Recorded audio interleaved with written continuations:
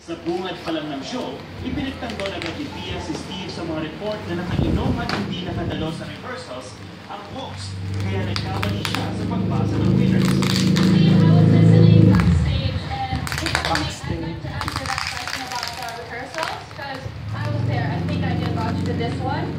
Steve, May kasama daw yan na white CD. Babalik mo daw yan kay. Babalik mo daw kay Ang naramdaman ni Pia sa oras Ninyo. ng pagsali Hindi daw sa atin yan. mula kay Miss Colombia.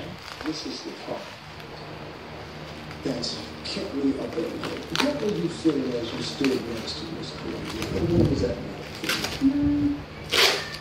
I tried to keep a safe distance from her as a police perspective because maybe no, because I didn't want her to feel bad. I was being sensitive to her feelings.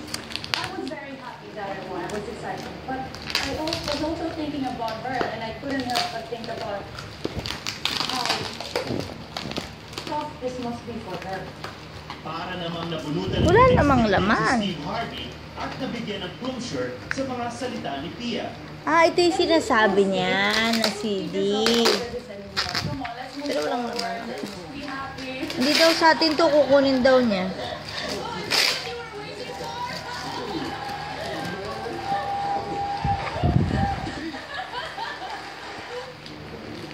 Inaabangan naman ang hiwalay na guesting ni Miss Colombia Ariana Gutierrez sa Steve Harvey Show sa Martes. At kung napatawad na niya ang host. Samantalang tuloy-tuloy naman ang biyahe ni Pia sa labas ng New York habang inihahanda ang homecoming niya sa Pilipinas sa Sabado. Bubble wrap! Oh, it's a huge ass bubble wrap. Ah. Yeah. At yan ang mga balita na akala sa mas malawak. Sa ating malasanin sa isa't isa, mahahamid natin ang pag-asa. Tsawe. Bakit orange?